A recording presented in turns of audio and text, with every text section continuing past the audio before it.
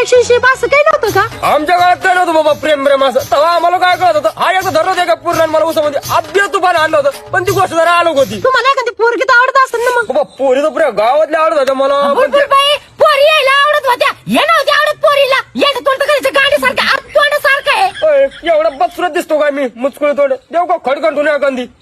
पोय काय असेल तर मला सांगून दे बुलबुल, माझ्या माघारी अशा कुठे करू नको तू बाबा. तसं तर मग काही नाहीये.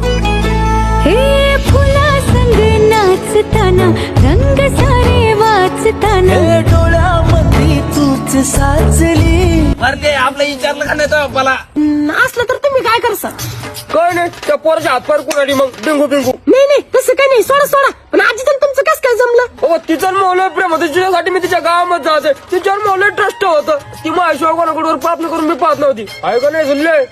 हा हा आजकाल तुमच्या नवरा